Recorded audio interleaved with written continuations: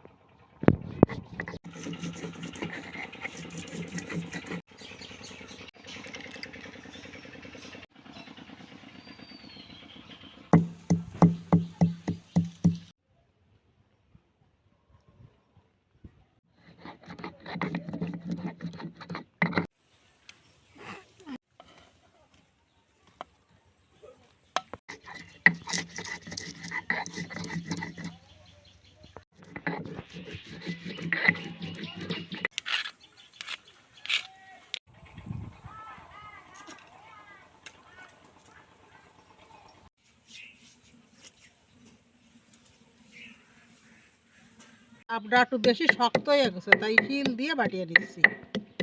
নারকেল হয়ে গেছে বেশি এতে।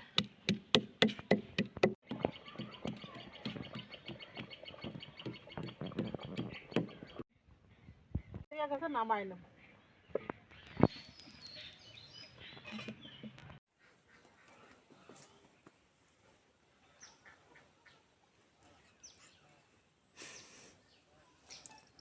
এই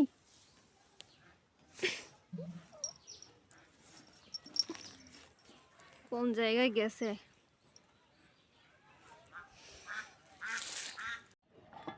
মাছ এতে মাল মশলা মাখায় নেব। চিংড়ি মাছে হলুদ গুঁড়ো, লবণ, অল্প একটু জালের গুঁড়ো, কাঁচা জাল, তেজপাতা, জিরের গুঁড়ো, বাটা নারকেল, একটু তেল দেব। সবাই ডাবের মধ্যে দিয়ে রান্না করে, আর আমি আজকে কড়াইতে দিয়ে রান্না করবো। দিয়ে দেবো।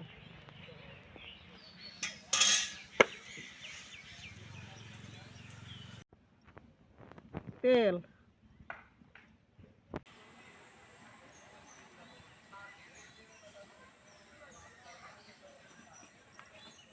গরম হয়ে গেছে। চিংড়ি মাছগুলো একটু কষাইয়ে নেব।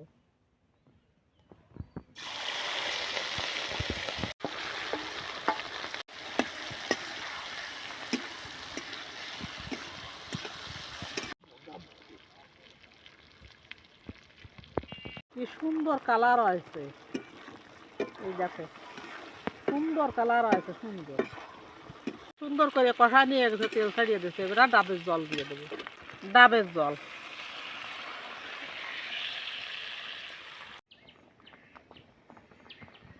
লবণ, ডাব চিংড়ি হয়ে গেছে। এবার ডালিয়ে নেব।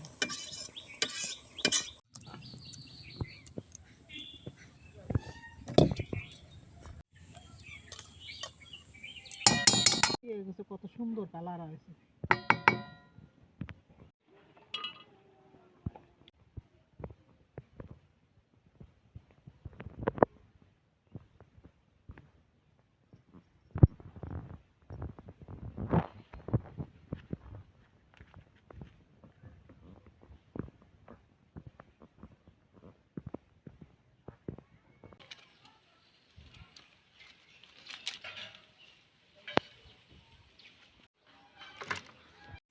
কই মাছ ভাজার জন্য মশলাটা বানাই নিয়ে কই মাছ মাহাই নেব। জিরিয়ে বাটা, অল্প একটু তেল, জালের গুঁড়ো, এই যে মাহাই নিছি এবার মধ্যে কই মাছগুলো দিয়ে দেবো।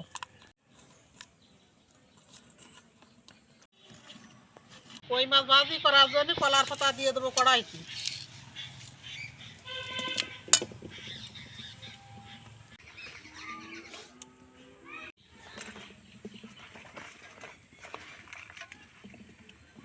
কলার পাতা একটু তেল মাহাই নেব। এবারে কই মাছগুলো একে একে দিয়ে দেবো।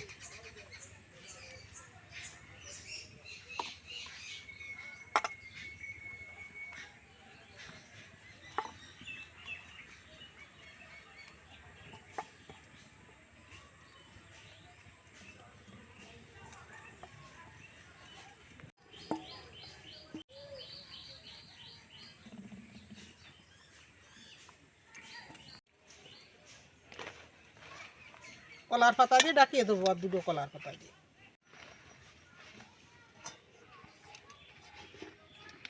চাপা দিয়ে দেবো। এই আস্তে আস্তে জাল হবে আর মাছ ভাজা হবে।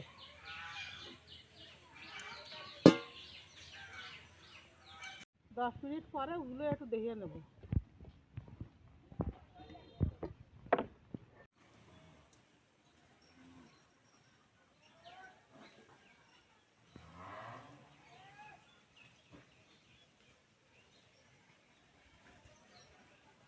দশ মিনিট পরে ওগুলো একটু দেখে নেব।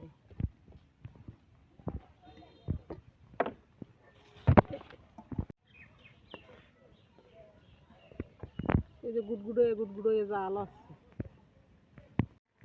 আস্ত কটা জাল দিয়ে দেবো, যদি কারো লাগে তা হাতে দিলে হবে। এই যে কলার পাতা ফুড়াই আছে, এবার একটু উল্টোইয়ে দেবো ওই পিঠ।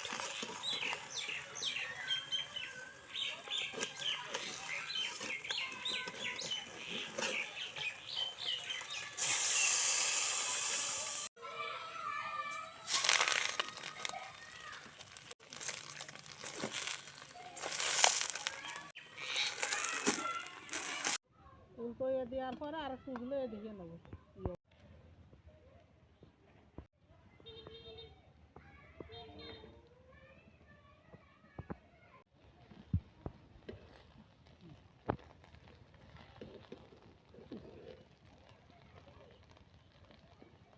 কই মাছ ভাজাই গেছে, কত সুন্দর করে হয়েছে ভাজাই দিয়ে, পুরা ভাজা আছে।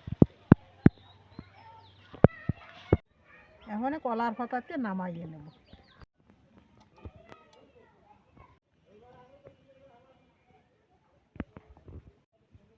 কলেরটা পুরা হয়েছে।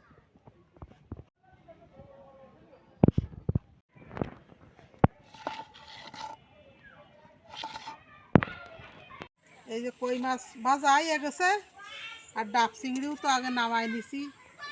এখন এই পর্যন্ত আমার ভিডিওটা যদি ভালো লাগে তো বাড়িতে এইভাবে রান্না করে খাবেন, কমেন্ট করে জানাবেন। ভালো থাকবেন, সুস্থ থাকবেন।